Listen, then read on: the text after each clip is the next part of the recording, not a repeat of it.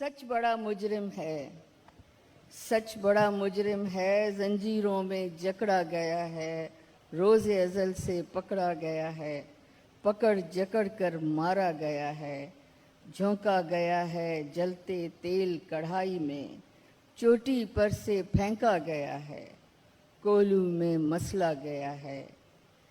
ہاں پر پھر بھی اس کی ریت رہی وہی ابھاگی، جس کے من میں کھاٹ لگائے، سکھ چین اس کا خاک ملائے۔ آج تیرا مہمان ہوا ہے، تو بتا آج تیرا مہمان ہوا ہے، پر تو نے کبھی یہ سوچا ہے کس سے تیری یاری ہے، جرم جس کا بھاری ہے، سچ بڑا مجرم ہے۔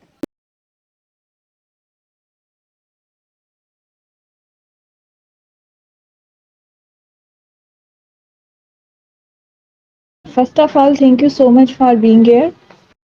سر آج کا جو ٹاپک ہے struggle of the nationalist poets writers in the anti one unit movement. So اس حوالے سے میرا پہلا کوشچن آپ سے یہ ہے کہ جو نیشنلسٹ تھنکنگ تھی وہ انکریز ہوئی تھی 1955 میں، تو اس کے کیا ریزنس تھے؟ 55 سے کوئی نیشنلسٹ فیلنگ جو ہے وہ پاکستان کے اندر سرج ہونا شروع ہوئی. But that's not the case. آپ یہ کہہ سکتے ہیں کہ کرسٹلائز بالکل اس طریقے سے ہوئی کیونکہ 55 میں ان کے جو انٹینشنز تھے وہ بالکل ون یونٹ کے فارم میں کھل کے سامنے آ گئے. اور خود بیسکلی جو پاکستان کی سیڈز ہیں، جو فارمیشن ہے کنٹری کی، جو اس کو جس اسٹیٹ میں 47 میں وہ ملا تھا ان کو، اس کے اندر پہلے سے ہی جیسے ہم کہتے ہیں کہ ڈی این اے میں ہی ایشوز تھے. جس اسٹیٹ میں کس طرح سے دیکھیں جس حالت میں ان کو پاکستان ملا تھا، اس حالت میں جب جناح صاحب کو پیش کیا لارڈ ویول نے کہ ہم اس طرح سے کرتے ہیں کہ پنجاب کو اسکریپ کریں گے، بنگال کو اسکریپ کریں گے، آدھا آپ کے پاس آئے گا، آدھا انڈیا کے پاس جائے گا. تو جناح کے ورڈز ہیں آن ریکارڈ کہ I do not want a mutilated and moth eaten in Pakistan. جس بنگال میں کلکتہ نہ ہو اور جس پنجاب میں لاہور نہ ہو، کہ آدھے آدھے حصے ہم نہیں لیں گے، اس سے بہتر ہے کہ ہمارے پاس ہو ہی نہیں. کہ مسلم لیگ بیسکلی مسلم مائنورٹیز کی پارٹی. یہ جو ایریاز ان کو دیے جا رہے تھے they were already Muslim majority areas. ان میں کوئی انٹرسٹنگ بات یہ بھی ہے کہ جو پاکستان ان کو 47 میں ملا تھا، اس پاکستان میں انہوں نے 45 کے الیکشنز میں بھی کوئی اتنی زیادہ ان کو کامیابی نہیں ہوئی. 1-2 سیٹیں پنجاب سے لی تھی، سندھ سے. باقی کے پی جسے ہم کہتے ہیں ڈبلیو ایف پی اس ٹائم پہ نارتھ ویسٹ وہ کانگریس کی government, it was a Congress province. اور بلوچستان جو ہے وہ مختلف حصوں میں ڈیوائیڈڈ تھا. جو پختون بیلٹ ہے اس کو برٹش بلوچستان کہتے ہیں، باقی کلات کی ریاستیں. اور یہ بلوچستان ان کو 47 میں ملا بھی نہیں تھا.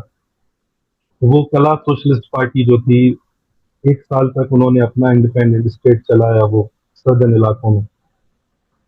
تو اور پنجاب میں بھی کوئی مسلم لیگ کی گورنمنٹ نہیں تھی، یونین پارٹی کی گورنمنٹ تھی. سکھ اور مسلمان اور ہندو ان کی جوڑ کے انہوں نے یونین پارٹی بنائی تھی اور اس کی حکومت تھی.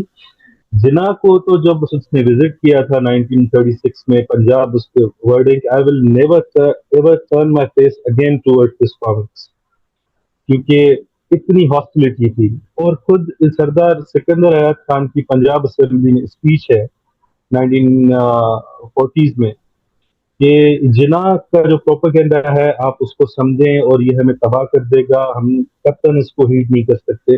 یہ پوزیشن تھی پنجاب کی. سندھ میں جی ایم سید ان کے آن ریکارڈ ہے کہ 45 کی الیکشنز میں ان کے کینڈیڈیٹس کی نامینیشنز پہ مسلم لیگ کے ساتھ بہت زیادہ ایشوز تھے اور وہ جناح سے ملے بھی تھے. انہوں نے خود لکھا ہے کہ میں نے اتنی سختی سے بات کی کہ انہوں نے مجھے کہا جناح نے کہ خیال سے بات کریں، آپ مسلم لیگ کے سیکرٹری جنرل سے بات کر رہے ہیں، سمتھنگ لائک دیٹ. تو بہرحال جیمز سید نے principally he left Muslim league 1946 کے جو الیکشنز تھے اس میں انہوں نے اپنے کینڈیڈیٹس فیلڈ کیے تھے اور ان کا ریکارڈ بھی وہ موجود ہے سارے اس میں. تو بات کہنے کی یہ ہے کہ اوور دا نائٹ جس پروونس جو پنجاب پروونس ہے جس میں آپ کا بالکل فٹ پرنٹ نہ ہو وہ آپ کو دے دیا جائے اور بنگال کو کاٹ دیا جائے. سندھ کے جو پرنسپل آپ کے الائنس تھے وہ آپ کے اس میں نہ آئے. کانگریس کا جو پروونس ہے KP was a Congress province, Congress government تھی وہاں پہ. اور یہ تو اب آن ریکارڈ موجود ہے کہ چونکہ یہ جو حصہ تھا پاکستان کا ویسٹرن فرنٹ, اور بیچ میں چھوٹا سا ایک واخان کوریڈور ہے, پھر سوویت یونین شروع ہوتا تھا پاکستان سے, اور افغانستان میں ان کو ریڈ تھریٹ ہوتا تھا, تو ان برٹش گورنمنٹ اور امریکنس کا یہ خیال تھا کہ پاکستان جو ہے ہمارا بفر زون ہوگا to stop the red threat, کیونکہ نہرو ایک سوشلسٹ ٹرینڈ کا آدمی ہے, اور اس کے اس پہ اثار پہ ہم نہیں چھوڑ سکتے اپنا پورا کا سارا خطہ. تو KP کو نیسسریلی ان کو پارٹ بنانا تھا پاکستان کا. اب کیسا بنتا وہ تو پریڈومیننٹلی کانگریس پروونس کا. تو ڈیل اسٹرک یہ کی تھی ماؤنٹ بیٹن نے کہ سردار پٹیل کے ساتھ کہ آپ کو ہم پرنسلی اسٹیٹس دیں گے اور بدلے میں آپ ہمیں KP دیں. تو پھر انہوں نے وہاں پہ ریفرینڈم کرایا, وہ پاکستان کو دے دی. تو ہولسٹکلی اگر آپ دیکھیں تو بڑی, اور کشمیر اور گلگت کا تو آپ کو پتا ہے کہ وہ ڈسپیوٹڈ ابھی تک چیزیں اس میں چلتی ہیں. تو Pakistani nation sort of as a whole یا کوئی ان کی اسٹرگل, یہ کوئی اس کی کلمینیشن نہیں تھی 47. It was a compromise, it was an Imperial design. تو سیڈز تو اور انسیکیورٹیز تو آلریڈی تھیں. سم ہاؤ جو ہے وہ it's not going to bear fruit, اور threatened فیل کرتے ہوتے تھے یہ. تو جی میں یہ کہہ رہا تھا کہ اس تھریٹ کو فیل کرتے ہوئے بادشاہ خان اور سائن جی ایم سید نے 1948 میں ایک پارٹی بھی بنائی تھی جسے کہتے تھے پاکستان پیپلز آرگنائزیشن, اور ان کا یہی تھا کہ جو ہے ہم اکٹھے ہو کے کچھ سیٹ کریں چیزیں اور کوئی پروگریسو لائنس پہ چلنے کی کوشش کریں, کیونکہ وہاں پہ جو اپنا آبجیکٹو ریزولوشن تھا وہ تو سیکولر پرنسپلس پہ نہیں تھے. وہ تو کہتے تھے کہ سورینٹی اللہ کی ہے اور ہم نمائندے ہیں, اور اچھا سر, اسلام اپنا. اس میں جی سر جیمز سید کو کہا جاتا تھا نیشنلسٹ کے ساتھ ساتھ وہ سیپریٹسٹ بھی تھا, تو اس کی کیا مطلب, جو کمپینس اسٹارٹ ہوتی تھی, کوئی بھی کمپین اسٹارٹ ہوتی تھی تو اس میں ان کا رول ہوتا تھا, تو اس کو ہاؤس اریسٹ کیا جاتا تھا بار بار. کیا یہ وجہ تھی سیپریٹسٹ کی, یہ سیپریٹسٹ تھا یا مارشل لا کا دور تھا؟ اچھا, G M Syed is a very typical character. اس کو آپ اس طرح سے نا تھانوں میں نہیں رکھ سکتے, کیونکہ انٹل 1973 جی ایم سید نے کبھی بھی سیپریٹزم کا کوئی نعرہ نہیں لگایا, اور always even 1972 تک بھی always advocated for autonomy, کہ پروونشل آٹونومیز دی جائے, کیونکہ 1935 کے ایکٹ میں, کیونکہ 1940 کے ریزولوشن میں ہے, تو اس طرح سے دی جائے. تو میں جو عرض کر رہا تھا نا کہ انہوں نے 48 میں پارٹی بنائی, ان کو اریسٹ کر لیا کہ بھائی یہ نہیں ہوگا. امریکہ کے ساتھ الائنمنٹ کر دی, جو کہ ان کے DNA میں تھی ساری چیزیں. کمیونسٹ پارٹی بین کر دی, پبلیکیشنز بین کر دی, اسٹوڈنٹ یونینز کے الیکشن ختم کر دیے, ان کو 1 یونٹ لگا دیا. 1 یونٹ کے خلاف جنہوں نے بولا ہم کو ہاؤس اریسٹ کر لیا, سائی 1958 سے 66 تک ہاؤس اریسٹ ہے.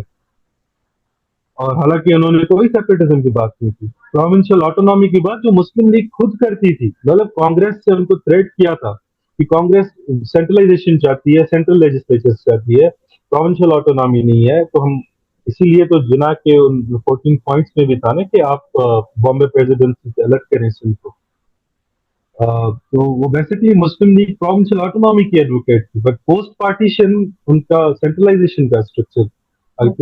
جی ایم سید اور خان غفار خان اور اس طرح کے جتنے بھی لوگ تھے, شیخ مجیب کرتے تھے, تو ان کی 6 پوائنٹس تھی, وہ ساری ان کی ہمیشہ یہ تھی کہ پروونشل آٹونومی دیں, میکسیمم دیں. پاکستان کی گورنمنٹ جو ہے, جو کبھی بھی آج تک وہ ان بات پہ نہیں آتے.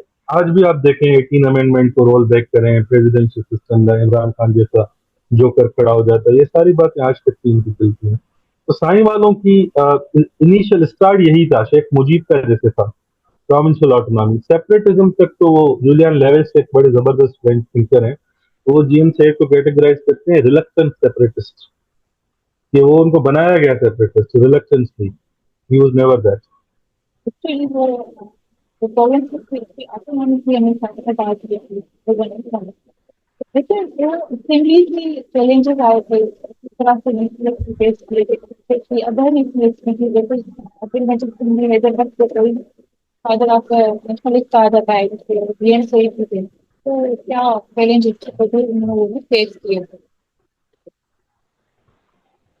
اچھا، جتوئی حیدر بخش نے اپنی جیسے بڑا مشہور ہے کہ ڈپٹی کلیکٹر کی پوزیشن سے ریزائن کیا اور ہاری کمیٹی بنائی اور سیزنس ایکٹ پاس کروائے وہ ساری.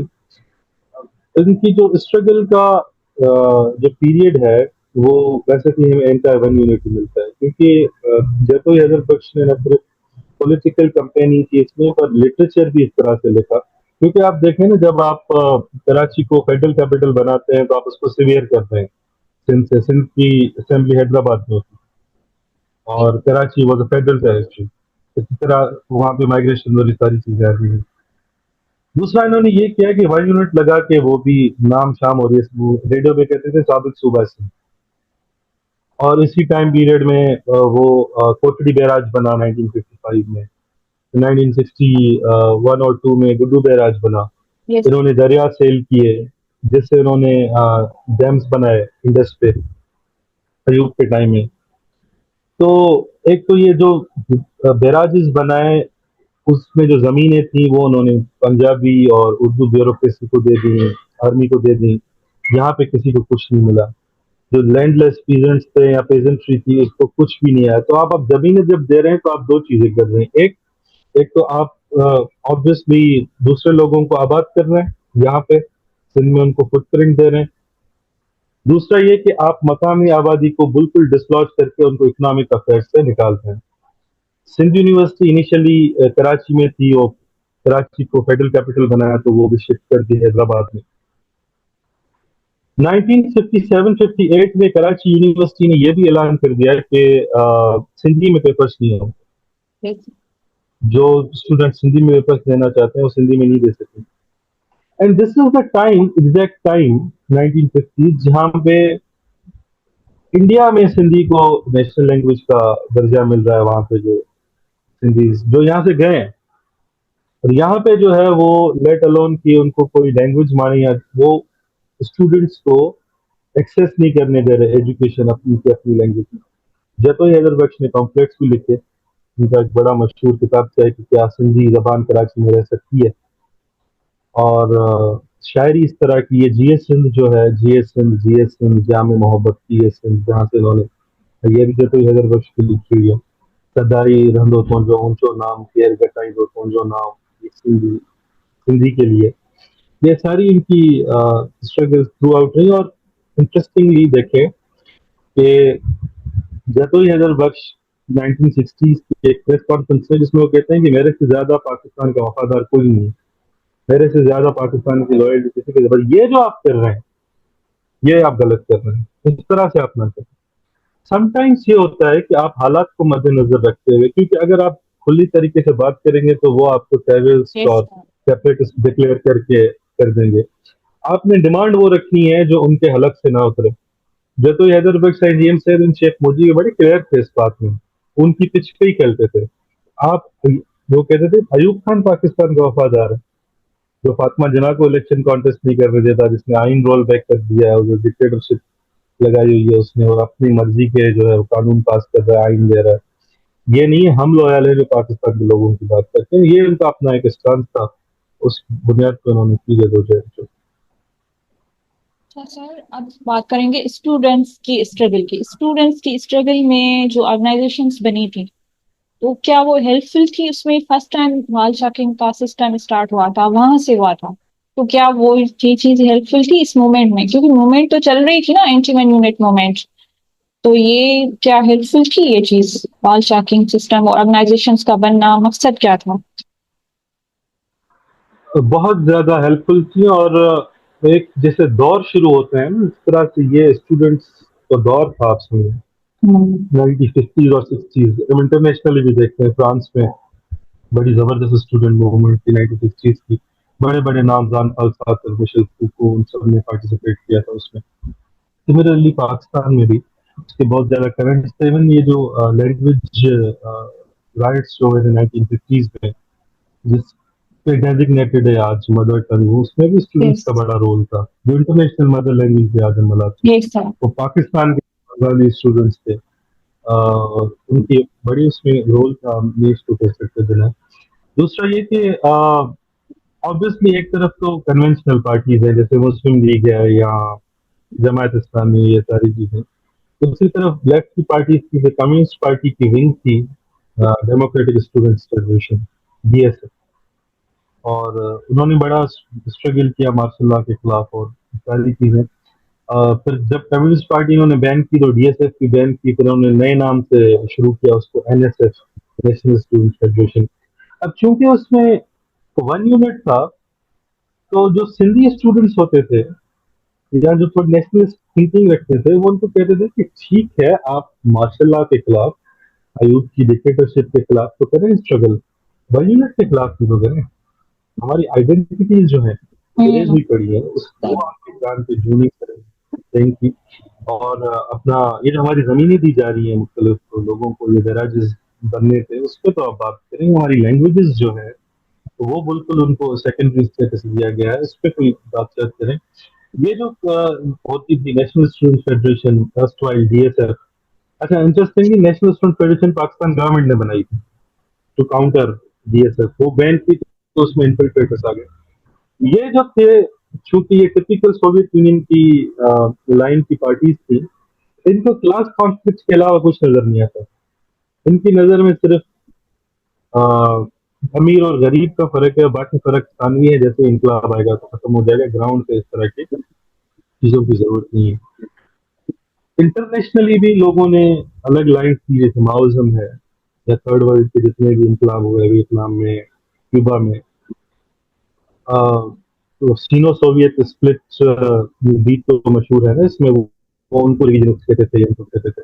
اینی ویز NSF سے SNSF بنی, سندھ نیشنل اسٹوڈنٹس فیڈریشن, جو ان چیزوں کو اٹھاتے تھے. دوسری ان کی بنی تھی حیدرآباد اسٹوڈنٹس فیڈریشن, کیونکہ سندھ یونیورسٹی حیدرآباد میں تھی, تو وہ کراچی بیسڈ آرگنائزیشن تھی. بیسکلی NSF کراچی بیسڈ تھی, تو وہ ان کو کیٹر نہیں کر سکتے تھے.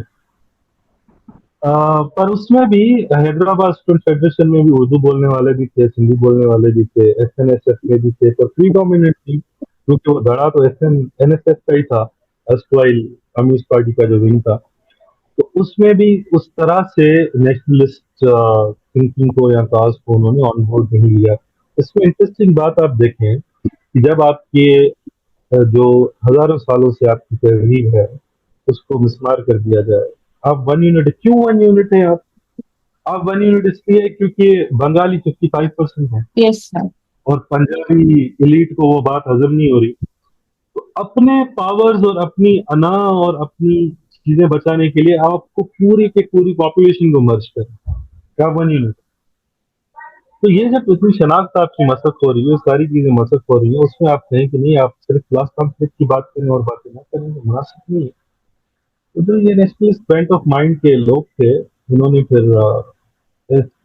SSF بھی بنائی, اور پھر فائنلی 66 میں جب GM سید کو رہا کیا گیا 58 سے 66 سے, تو شاہی لکھتے ہیں کہ میں نے پھر فیصلہ کیا کہ پولیٹیکل فرنٹ پہ تو مجھے کام کرنے نہیں جائے, میں نیڈ ٹو پلے اسمارٹ. اور انہوں نے پھر کہا کہ میں کلچرل فرنٹ پہ کام کروں گا, تو انہوں نے پھر بنائی تھی بزم صوفیہ سندھ, Yes, sir. کبیر صاحب سیکرٹری بھی تھے. بزم صوفیہ سندھ کا اسٹوڈنٹ ونگ تھا Sindhi students cultural organisation, Yes. جو ماما یوسف کا کہنے والے اس کو کہتے SSCO سے کہتے تھے, جن کا بہت بڑا 4 مارچ 1957 کا ایونٹ کیا ہے. اچھا, اس کے بعد سے سندھ میں جو شام کی محفلیں اسٹارٹ ہوئی تھی وہ وہاں سے آغاز ہوا تھا, سندھ کے جو محفلیں. ایگزیکٹلی جشن لطیف کہتے تھے وہ, اب ہو رہا تو جشن لطیف ہے, پر بات ماروی کی ہو رہی ہے اور نیشنلزم کی ہو رہی ہے. Yes, sir. اور اس طرح سے اسٹوڈنٹس کو لے جاتے تھے. جیسے جیمس سید نے اس ٹائم میں, جیسے نہرو کا ڈسکوری آف انڈیا ہے بک, جو انڈیا کے روح کو سمجھنے کی, اندرا کو لیٹرس ہیں اس میں, تو سائن لکھا سندھو جی Sania to reach at the very spirit and soul of Sindh کا سورما, हिंदी कल्चर और पैगाम 1950s में ही लिखा था। तो कल्चरल फ्रंट्स पे बेसिक बात क्या थी, देखें आप जेम्स सैयद को रीड करेंगे ना तो इस किताब में सारी चीजें देखेंगे कि जो जो चीजें हैं पाकिस्तानी स्टेट एम्प्लॉय करता है सिंध के वजूद को मिसमार करने के लिए, उन्होंने उनको अपनी तरीके से इंटरप्रेट किया। मिसाल के तौर पे आप मुलायत लाएंगे तो उनके ऑर्गेनाइजेशन का नेसेसरी हिस्सा था सेक्युलरिज्म, सूफीज्म, कबीर के शेर, लतीफ के शेर, इस तरह की इंटरप्रिटेशन। आप एम्प्लॉय करेंगे सेंट्रलाइजेशन, उनका नुक्ता होगा डिसेंट्रलाइजेशन एंड ऑटोनॉमी। आप एम्प्लॉय करेंगे वन लैंग्वेज, इनका नुक्ता होगा कि मल्टीलिंगुअल सोसाइटी जो है वो प्रॉस्पर करती है। आप हमारी हिस्ट्री को इंटरप्रेट करेंगे अरबों से, फारसियों से, इनका नुक्ता होगा कि हमारी अपनी जमीन खुद है, उसके नीचे से जो निकलता है, अगर बुत निकलते हैं तो उनको ओन करें। आपकी हिस्ट्री है, उसको डिस्लॉज आप नहीं कर सकते। आपने नहीं कुर्तुबा में जाके ये फतवात किए थे, आप नहीं थे उमैयद और अब्बासिद के साथ। आपकी हिस्ट्री यहाँ पे है, Yes. आप यहाँ पे बात करें, आप अशोका पे भी बात करें, आप जो औरंगजेब ने आपने दौर में किया आप उस पर भी बात करें और उसको कंडेम भी करें। आप इतनी सारी हिस्ट्री को ऑन, आप राजा डाहिर पे बात करें, आप बिन कासिम को क्यों ऑन करते हैं? इस तरह की बातें just to save your own consciousness and identity. वहाँ पे उन्होंने फाइट भी की और ये सारी चीजें क्रिस्टलाइज भी हुई उनकी स्ट्रगल में। अच्छा सर, उसमें रोल था रसूल बख्शपली, स्पेशली रसूल बख्शपली सर का रोल था, और जो शेख अयाज का रोल था इस बज़्म सूफिया का, जिस तरह आपने बताया, उसका रोल आप बताएं कि किस तरह से अपनी तकरीरें और तहरीरें उसने पेश करते रहे और स्टूडेंट्स में वो अवेयरनेस आ गई थी, स्पेशली कॉमन जो पीपल थे जिसको पता नहीं था उन चीज़ों का। एग्जैक्टली अब आप देखें कि एक जो मूवमेंट स्टार्ट होती है ना, तो वो समाज के अंदर जो मुख्तलिफ ट्रेंड्स चल रहे होते हैं उनको गैदर करके उनको एक प्लेटफॉर्म प्रोवाइड करती है। बज़्म सूफिया सिंध तो चले 1966 जीएम से निकल कर वो फिर होती है ना, सिंध के राइटर्स की स्ट्रगल चलती आ रही है। जो साहब सिंधी टाइपराइटर लेके आते हैं, 50s में बैठ के वो लिखते हैं, और सिंधी सिंधी अदबी संगत बनी तो 47 में है, स्टार्ट पर वहां से वो होती है, एक्टिव हाँ होती है, एक्टिव होती है। सरगर्म रोल अदा करती है अपने 1 यूनिट के उसमें। ये राइटर्स, ये अदीब, गुलाम रब्बानी आगरो, शेख अयाज, वो अयाज तो उर्दू में लिखता होता था ना, बुए गुल नालाए दिल, इस तरह के, वो भी बड़ी जबरदस्त शायरी है। सिंधी की तरफ भंवर भरे आकाश जो उसका बुक है वो बैन किया आयुब गवर्नमेंट ने, कुले पातम कीरो बैन किया, बिजू वसण आई बैन किया।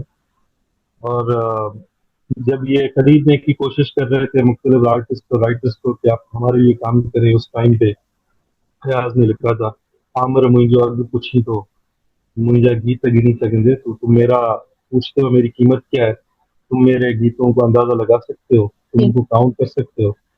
खातू इंजा बारी बुर्जलदन तू नीड़ू हथियारन सा, you are powerless living with weapons. और 65 की वॉर करते हैं इंडिया के साथ।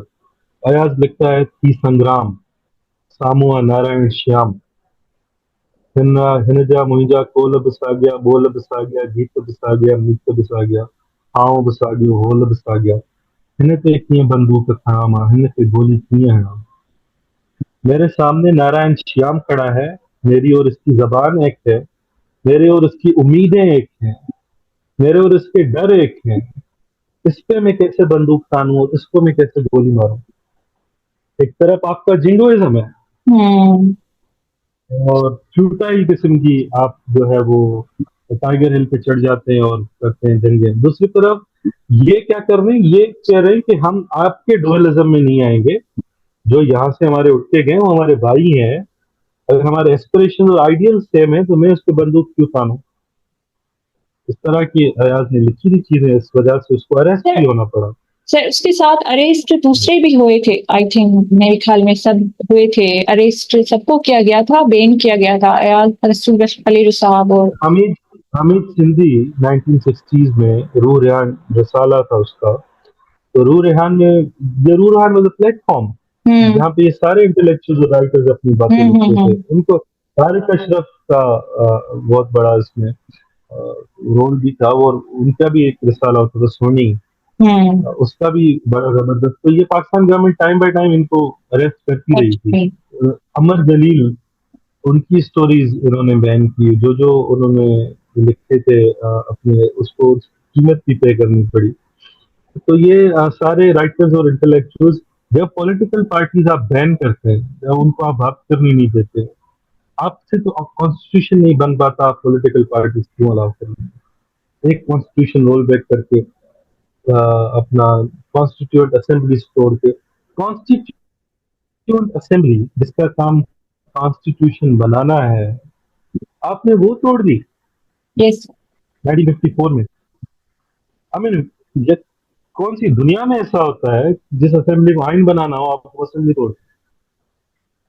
اتنی فریجلٹی، اتنی فریجائل طریقے سے انہوں نے چلایا چیزوں کو، اور جو لکھتا گیا، جو بولتا گیا، بکس بھی بین کرتے گئے، اپنے سر اس سے ٹیکنوکریٹس لاتے گئے. سر کیا سمجھتے ہیں، اس سے فائدہ ہوا لوگوں کو؟ مطلب جو عام لوگ تھے وہ اٹھے تھے، اس سے اویئرنیس اور زیادہ بڑی تھی، یا وہ جو نیشنلزم والی تھی وہ زیادہ ہو رہی تھی عام لوگوں میں، یہ جو ارسٹنگ ہو رہی تھی اس سے تو نقصان ہو رہا تھا اسٹیٹ کو. آبویسلی نقصان تو ہوتا ہے. آپ دیکھیں نا، وار کے بہت سارے ہوتے ہیں نا آؤٹ فالس، جہاں آپ ان کو نقصان سپوزڈلی دینا چاہ رہے ہوتے ہیں. جیسے ایاز، آپ بڑا انٹرسٹنگ دیکھیں، شیخ ایاز نے لکھا کہ مجھے پتا چلا کہ یہ پلان کر رہے ہیں کہ مجھے ہتھکڑیاں لگا کے زنجیریں، یہ مجھے گشت کرائیں گے سکر بازار میں. سکر بازار سے مجھ کو یہ زنجیریں پہنا کے لے جائیں گے بیچ میں سے، اور مجھے رسوا کریں گے سارے شہر میں. تو انہوں نے کہا، میں نے جی ایم سید کو کہا کہ آپ کی بنگال کے گورنر سے ہے میٹنگ، تو اس کو آپ کہیں کہ طرح سے نہ کریں، میں عزت دار آدمی ہوں. تو ایاز اس میں لکھتا ہے کاشسلی کہ مجھے یہ ڈر نہیں تھا کہ مجھے اریسٹ کر لیں گے یا کیا، یہ کہ ہماری فیملیز پہ بھی تو اس کا امپیکٹ پڑتا ہے. اس نے کہا کہ میرے بچے اسکولوں میں پڑھتے ہیں، ان کو کل کیا کہیں گے کہ تمہارے باپ کو زنجیریں پہنا کے بازار کے بیچ میں لے کے جا رہے تھے. یہ ایموشنل کاسٹ ہے جو انہوں نے پے کی تھی. پر آبویسلی لوگوں نے دیکھا، ان کے اندر شعور آیا، بڑے بڑے جلسے ہوئے، اور لوگوں نے آپ اندازہ لگائیں کہ ایوب کے خلاف جتنی کمپیننگ ہوئی، جیسے آپ نے وال چاکنگ کا ذکر کیا، وہ کیا لکھتے تھے کہ ایوب کتا، اس طرح سے تو اس کو وہ بلاتے تھے. یہ ڈیکیڈ آف ڈیولپمنٹ سیلیبریٹ کر رہا تھا 1958 میں، اس کو لوگ کہتے تھے ڈیکیڈ آف ڈسٹرکشن ہے. اور اس طرح سے ایون رائٹرس اور ادبا نے بھی اس میں بہت بڑا رول، صرف سندھ کے لیول پہ نہیں، پاکستان کے لیول پہ بھی ادا کیا. میاں افتخار الدین تھے، میاں افتخار الدین بڑے پرنسپل سے آدمی، اور ان کا پروگریس سے publisher, progress paper some thing نام تھا، ہاؤس تھا ان کا لاہور میں، جو چھپائی کرتا تھا پروگریس لٹریچر کی. وہ اس کی لیاقت علی خان گورنمنٹ نے بند کر دی. ایوب نے تو اس پہ بالکل تالا لگا کے ان کی سرکولیشن روک کے. ہلال پاکستان اور امروز بھی انہیں پبلیکیشن سے نکلتی تھی یہ جو رسالے اور اخبار ہیں. تو میاں افتخار الدین کو تو اتنا صدمہ پہنچا، he was the guy from Punjab جس نے اپوز کیا تھا 1 یونٹ کو، پرنسپل آدمی تھا. تو فیض بھی جیل میں تھا. فیض کو پتا چلا کہ میاں افتخار الدین انتقال کر گئے 1958 میں. اس پہ فیض نے بڑی شورائے آفاق غزل لکھی تھی، جو آج تک بھی انقلابی الکن، کرو کٹ جبیں پہ سرے کفن، میرے قاتلوں کو گمان ہو کہ ضرور عشق کا بانک پن، پس مرگ ہم نے بلا دیا. میری جو پگڑی ہے اس پہ جو یہ بنتا ہے، اس جتنی ہم نکال کے ایک ونگ بنا دیتے ہیں، تو وہ basically it was sign of pride. تو اس میں یہ کہہ رہا ہے کہ میرے کفن کو بھی اس طرح سے وہ پرائڈ کا ایک وہ نکالو کہ میرے قاتل یہ نہ سمجھیں کہ عشق کا، رسولوں کا، جو میرے اندر ایک ایگوئزم تھا پرنسپلس کا، وہ مرنے کے بعد میں نے بلا دیا ہے. میرے کفن کو بھی ٹلٹ کر کے رکھو. بتا دیا میرے چارہ گر کو نوید ہو، صف دشمنا کو خبر کرو، وہ جو قرض رکھتے تھے جان پر وہ حساب آج چکا دیا. جالب اس طرح سے ایوب کا جیسے کانسٹیٹیوشن آیا، ایسے دستور کو، صبح بے نور کو، نہیں مانتا میں نہیں جانتا، طرح کی بہترین شاعری انہوں نے رسوا کر دیا. اور رسوائی جو ہے نا پیپل ان پاور کی، وہ ہوتی آئی ہے. وہ سمجھتے ہیں کہ they are going to stay forever. آج کس کو یاد ہے کہ فرانسسکو فرانکو کیا کرتا تھا، یا اس کی رسوائی تو سب کو یاد ہے. مسولینی کی رسوائی سب کو یاد ہے. Yes, sir. گورشا لاکا کو ہم سب اس کو سیلیبریٹ کرتے ہیں نا. فرانکو کو کون سیلیبریٹ کرتا ہے؟ جالب کو ہم سب سیلیبریٹ کرتے ہیں نا. ضیاء کو کون کرتا ہے سیلیبریٹ؟ ایوب کو کون اچھا. سیلیبریٹ کرتا ہے؟ تو جہاں پہ یہ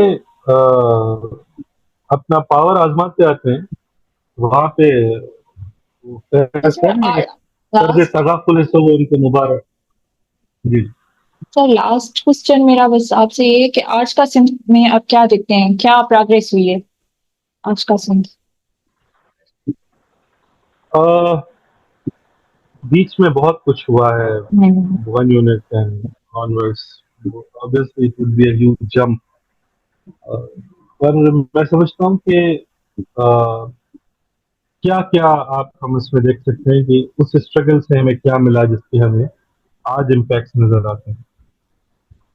آج مثال کے طور پہ جتنے کتاب آپ کے پاس چھپتے ہیں ہندی میں پاکستان کے اندر، it's only second to Urdu. اس کی کسی زبان کی اتنی ترقی نہیں. آج آپ کے پاس جتنے میڈیا چینلز ہیں سندھی میں، اونلی سیکنڈ ٹو اردو.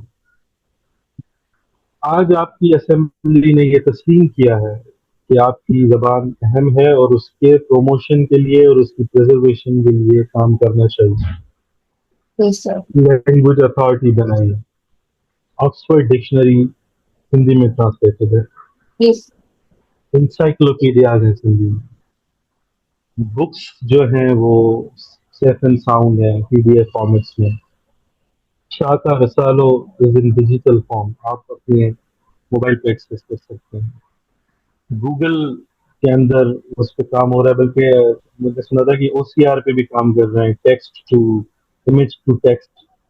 تو یہ جو بے انتہا محبت اپنی زبان سے اور یہ پریزرویشن جو ہے اور یہ جو آرٹ اینڈ کلچر کو سیلیبریٹ کرنا ہے، آپ ہر جگہ پہ دیکھتے ہیں. یہ جو سندھ کی وحدت پہ لوگوں کا جم جانا اور اس پہ کمپرومائز نہ کرنا، یہ سارے فروٹس ہیں اس اسٹرگل کے جو ان بڑوں نے کی. آج کوئی بات نہیں کر سکتا. آپ کراچی تو اب دور کی بات ہے، 2 آئی لینڈس پڑے تھے جو انہوں نے کہنے کی کوشش کی تھی، اس پہ کیا ری ایکشن تھا لوگوں کو. آج گورنمنٹ آف سندھ جو ہے وہ، حالانکہ ہم انہیں اپنا الہ نہیں سمجھتے، ان کی مجبوری ہے کہ ان کو کہنا پڑتا ہے پرائیویٹ اسکولوں کو کہ آپ کو امپلیمنٹ کرنی پڑے گی، سندھی پڑھانی پڑے گی. نہیں تو وہ تو چھوڑیں، ہم نے بھی وہ زمانے دیکھے تھے فائن کرتے تھے سندھی بولنے پہ. آج ان کو سندھی کے ٹیچر رکھنے پڑتے. تو یہ سارے اسٹرگلس کے فروٹس. باقی پولیٹیکل چیلنجز آج بھی ہمارے پاس ہیں. آج بھی کارونجر سیف نہیں ہے، کنجر سیف نہیں ہے، ہماری ماؤنٹین سیف نہیں ہے، ہمارے پانی کا ایشو ہے، ہمارے ڈیلٹا کا ایشو ہے، وہاں پہ پانی نہیں پہنچتا. حالتیں بہت خراب ہے. اور آج کی حالتیں متقاضی ہیں کہ آج کے جو نوجوان لوگ ہیں اور جو پارٹیز ہیں وہ آج کے چیلنجز سے اس طرح سے بے خوف اور نڈر ہو کے ملتے ہیں جس طرح سے ان کے بڑوں نے ملتا.